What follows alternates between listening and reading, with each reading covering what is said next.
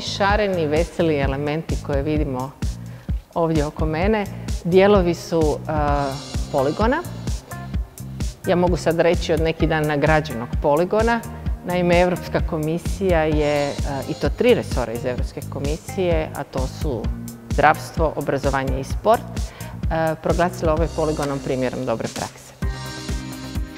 Kako je uopće došlo do ideje tog poligona? Pa došlo je zato što imamo sve veći i veći broj djece s problemom debljine. Ovog trenutka u Hrvatskoj oko 35% djece u dobi od 8 do 9 godina ima previše kilograma, što prekomjernu tjelesnu masu i debljinu. A zapravo čak u toj istoj životnoj dobi njih 51,5% ne vježba niti 3 sata tjelesno.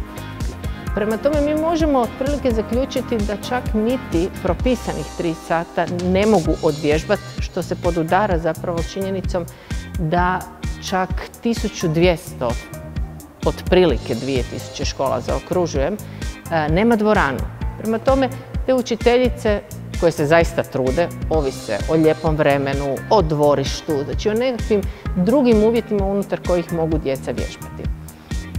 Mene kao liječnicu koja dolazim iz resora zdravstva zapravo je zainteresiralo kako zadržati onaj prirodni nagon za pokretom s kojim dijete dođe u školu. Vi kad pogledate djecu u vrtićima ili na igralištima dok su malecni, ili ako iz vlastitog primjera pogledamo, a mislim, uvijek im govorimo daj se smiri, daj se smiri. Oni svi trče, skaču, bacaju se po podu, preskaču nešto i slično. I onda dolaze u osnovnu školu i ih zapravo prilično sustavno učimo tome da sjede i razvijamo im sjedilački način života za koji znamo da je rizik za razvoj ne samo debljine, nego i brojnih drugih bolesti.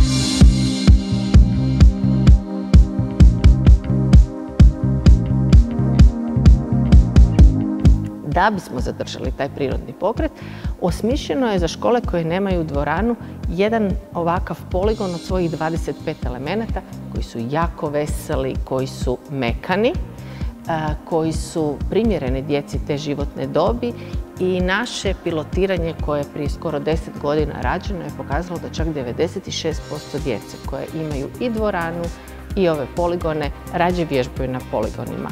Na pitanje zašto? Jer im je izvedivo i jer je šareno i veselo. Mi smo ove poligone uložili, da tako kažem, to je prva međuresorska suradnja gdje je Ministarstvo zdravstva uložilo u resor obrazovanja kupivši 120 poligona za 120 matičnih osnovnih škola koje nemaju dvoranu. I evaluacije pokazuju da se zaista vesele tome i učitelji i djeca i da se koriste. Ovog trenutka je Europska komisija prepoznala naše hrvatske poligone kao primjer dobre prakse kojeg će očito preporučiti da koriste i druge zemlje koje nemaju dvoranu i kao sastavnica nacionalnog projekta Živjeti zdravo ovi poligoni će biti u školskoj godini 20. na 21. dostavljeni u 1000 područnih škola koje nemaju dvoranu iz sredstava Europskog socijalnog fonda.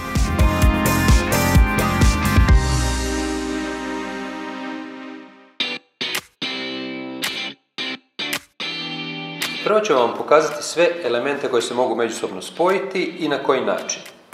Prvi element je mekani štap s nastavcima i sastoji se od pjenastog štapa i od odgovarajućih nastavaka s navojem. Spajanjem ova dva elementa dobivamo mogućnost spajanja na različite načine sa drugim elementima. Sljedeći element je kruta cijev s čepovima. Imamo 9 komada krutih cijevi sa pripadajućim 18 komada čepova koji se stavljaju sa gornje i donje strane cijevi kako ne bi došlo do ozljeđivanja učenika. Element savitljiva cijev sa spojnicama sastoji se od savitljive cijevi 18 komada i od 12 komada pripadajućih spojnica. Spojnice nam omogućavaju da ove cijevi spojimo na nekoliko načina, na primjer uzdužno ili u obliku kruga.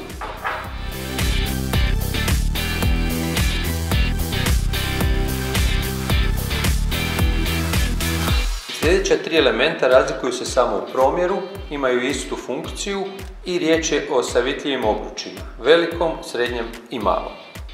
Ščunj s provrtima je posljednji od elemenata koji se mogu međusobno spajati, dolazi u različitim bojama i njegovi promjeri su odgovarajući za spajanje sa svim prije navedenim elementima.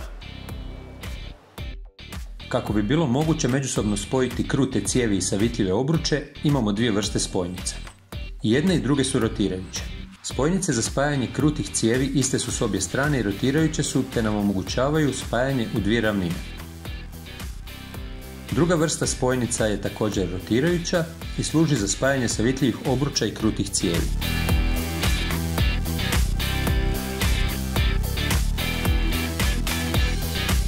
Komplet puzzle oznaka sastoji se od 4 različita dijela, 2 komada osnove, 18 komada jednostruke puzzle, 2 komada dvostruke puzzle i 3 komada male puzzle. Svaki od ovih dijelova ima i protukriznu podlogu.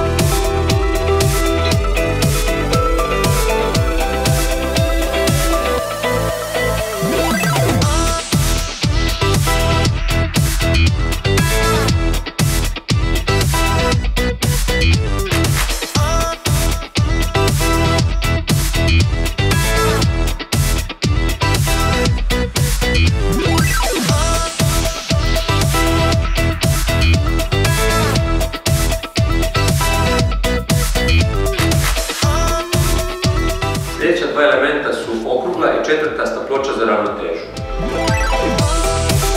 Sa gornje strane imaju protukriznu podlogu, a sa bočne strane imaju otvor s pripadajućim čepom da se mogu ispuniti vodom ili nekim drugim materijalom radi bolje stabilnosti. Još jedan od elemenata koji je važan za razvoj ravnoteže je trokutasta oznaka. Sastoji se od manje trokutaste oznake i veće trokutaste oznake, a obje imaju protukliznu podlogu. Lopta balon je jedan od elemenata koji omogućava djeci od 1. do 4. razreda osnovne škole da na siguran način izvode vršna odbijanja i elemente bacanja lopte iznad sebe. Sastoji se od vanjskog omotača, to je platno s rupom u koju se umetne zračni balon, i od zračnog balona. Zračni balon se umetne u platno, napuše i dobivamo loptu.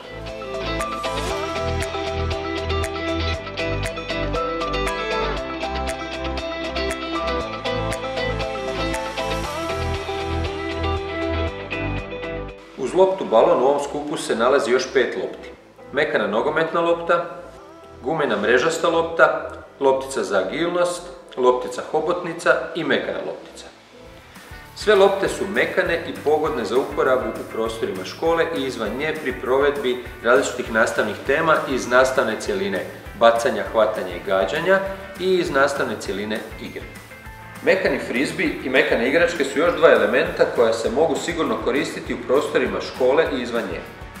Pogodne nastavne cjeline za primjenu ovih elemenata su bacanja, hvatanja i gađanja i igre. Savitljiva kapica sa stalkom je element koji je pogodan za uporabu u svim dijelovima sata tjelesne zdravstvene kulture, a najčešće se koristi kao markacija. Za lakši prijenos i spremanje koristimo stalk.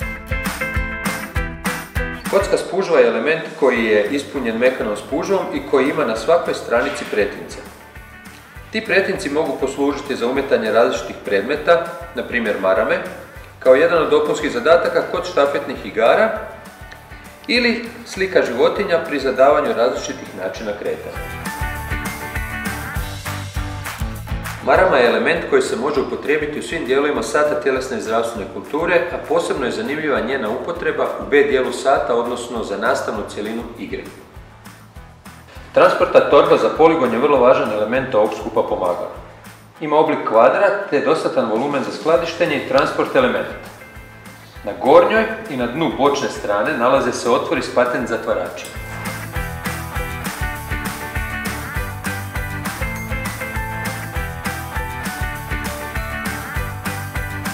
Bočne stranice su od mrežastog čvrstog materijala, a prednja i stražna strana te dno su od krutog materijala. Tu su još i dodatna spremišta, odnosno džepovi, mrežasti i platneni, s mogućnošću zip i preklopnog zatvaranja. Također, torba ima krutu konstrukciju s kotačićima i ručkama za lakši transport. Ima dvije ručke za ručni prijenos na prednjoj strani i jednu ručku za povlačenje.